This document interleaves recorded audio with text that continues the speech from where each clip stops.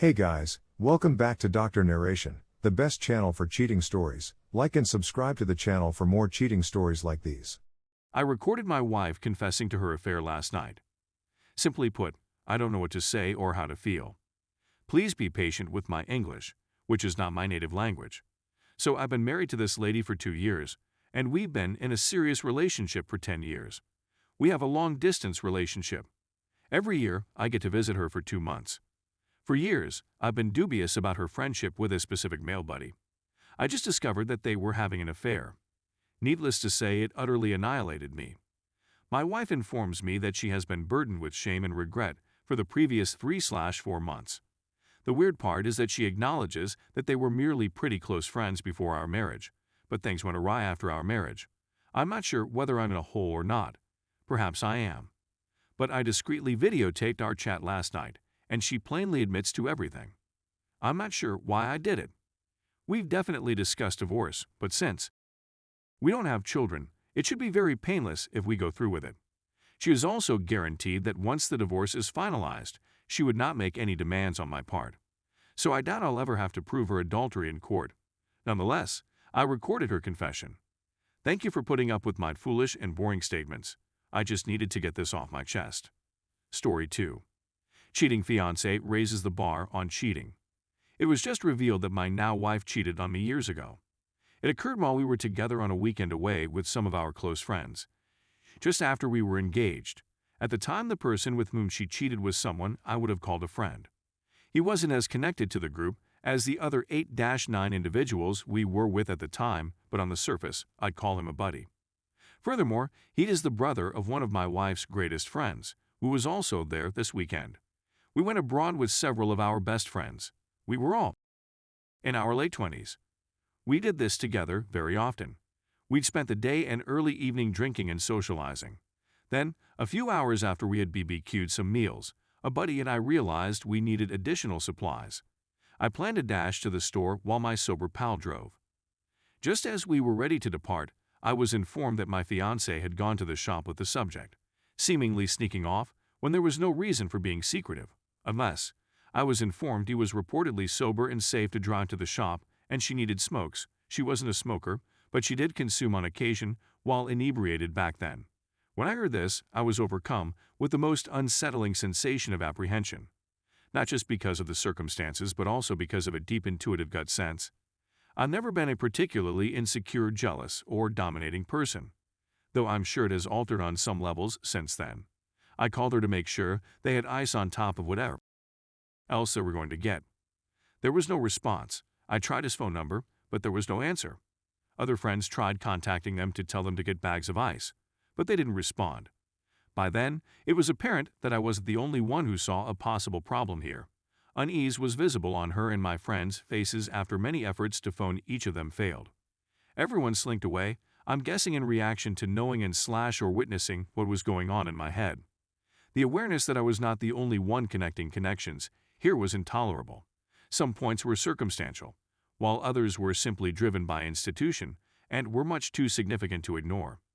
I recall dialing her phone 20-30 more times and pacing around the side of the house where we were staying like an F. I went from having a very wonderful time with my closest friends to living in a dreadful dream with nothing to base my decisions on other than unanswered phone calls, institutions, and the expressions on a handful of our friends' faces when their calls were also ignored. She had been gone for more than an hour. The shop is just around 10 minutes away. Again, this occurred years ago. I was just made painfully aware that she did, in fact, cheat that night, which she affirmed by stating so but then playing dumb on the facts and fumbling on the excuses for why those information are too foggy to reveal.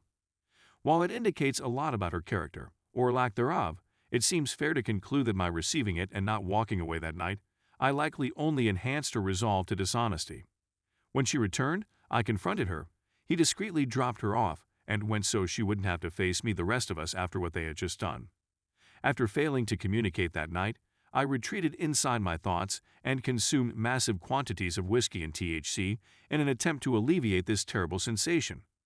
I'll never forget waking up the following morning with her next to me, understanding it wasn't all a horrible dream. If my suspicions are correct, this lady is the world's most sociopathic ever, doing what I believe she did, and then laying in bed next to me the same night? Even though I put myself into denial, I always knew something horrible had happened, but I shut it off in my head. Probably as a weak protection mechanism.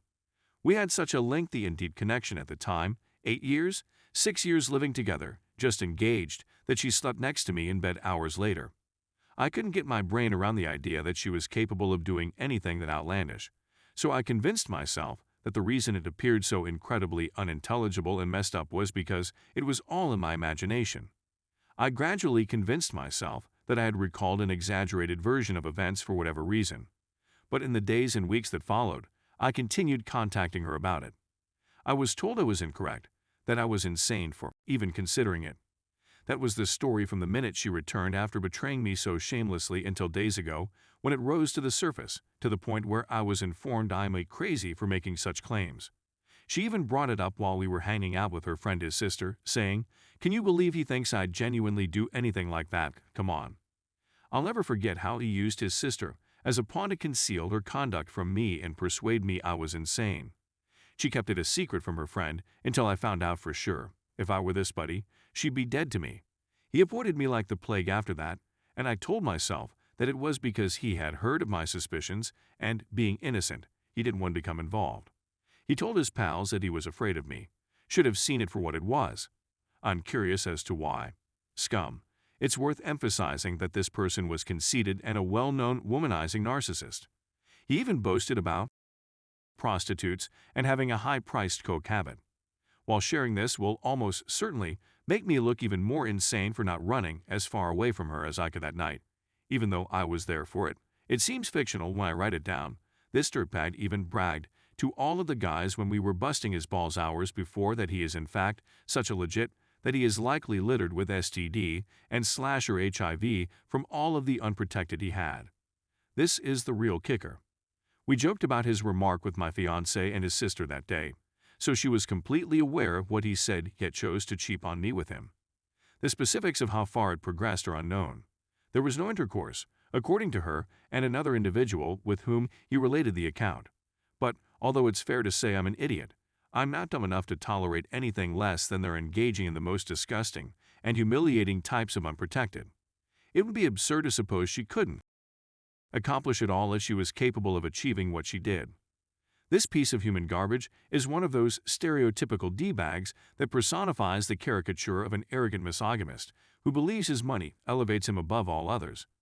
His funders are rather immaterial in this context, since I did do well myself. I can't understand how someone who could do something like this could do it, now that I've been forced to confront it. Just days after saying yes to their fiancé, 7 years of cohabitation, and be able to go on in a marriage while still looking me in the eyes and holding this secret, not to mention God knows how many other terrible secrets.